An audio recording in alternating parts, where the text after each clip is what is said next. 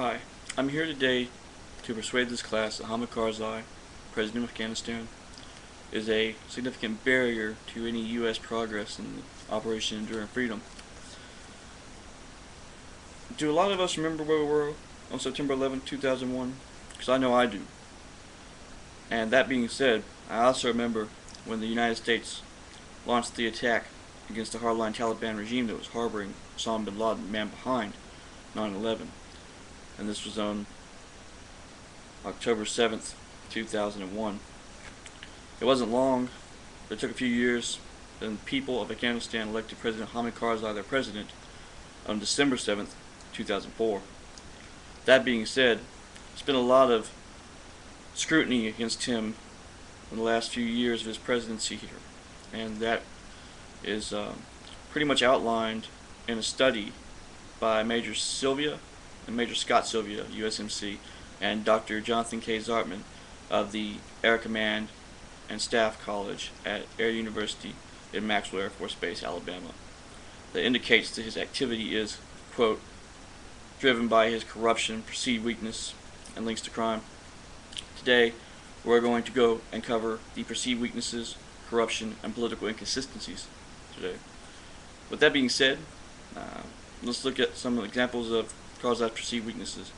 And that would be from Eric Schmidt of the New York Times, who reported on Hamid Karzai's purported weakness in 2009. He said this: the United States ambassador in Kabul warned his superiors in November that President Karzai was not an adequate strategic partner, and continues to shun responsibility of sovereign burden.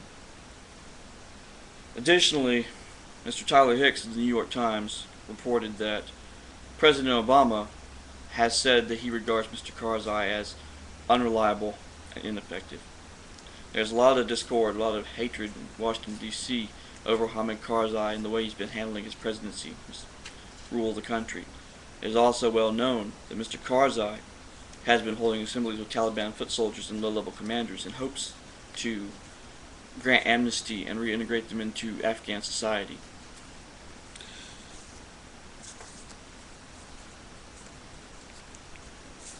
But weakness can equal a high likelihood of corruption in government. And as far as the corruption goes, it's running rampant in Afghanistan. There is some talk of nepotism in his politics, illustrated again in Major Scott Sylvia's paper, Hamid Karzai, Problem or Solution, from Air Command Staff College. He has two brothers. We're going to talk about one. The main brother that we're talking about today, Ahmed Wali Karzai, who is suspected to be a drug trafficker, but is also he's a chairman of Provincial Reconstruction in Kandahar. Now, that being said, even further, Hamid Karzai was accused of voter fraud back in 2009 for his re-election, and Tyler Hicks of the New York Times again, 2010, reported that the findings of an international audit stripped 1/3 of all votes from him on the first round. Later on in spring 2010, CBC News would report that Karzai has reportedly granted himself powers over a key electoral watchdog group. That is a move likely to aggravate his government and the NATO forces that are fighting insurgents in his war-torn country. This is only the beginning for him, though. And with that said, we'll move to his inconsistencies in politics. And that has been noted, again, in Major Scott Silva's paper, Hamid Karzai, Problem or Solution. The most recent one that most of us are aware of are his request to end all nighttime raids in Afghanistan. And there is a problem with this. These raids are designed to kill and or capture Taliban members operating within Afghanistan.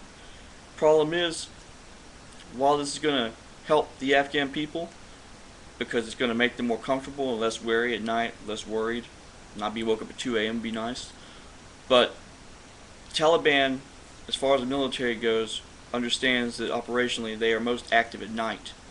Most of their conduct is carried out at night. So we'll catch them and stop them. But with this proposed motion, we couldn't do that. If future security policy is also disturbing. It involves conscription. When you start messing with conscription, you're going to see a further infiltration of the Afghan National Army and Afghan National Police by Taliban fighters. You're also going to see reduced quality in your candidates and potentially very poor future operations for the security forces in Afghanistan.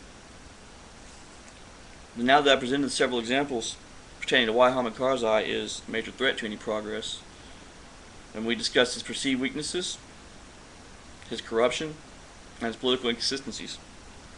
It suffices to say, though, that Hamid Karzai is going to ride this wave until someone stops him and puts him in check. But the evidence right now is overwhelming that Hamid Karzai is definitely an obstacle. And having presented you with these findings, I do believe that you will now more than ever realize the danger he presents to the future of Afghans everywhere actually, and the future of democracy in the Arab world. The only thing that we can do to fix this is hope that the international community will step in to make him see the error of his way and make him step down and allow a leader to take his place. Thank you.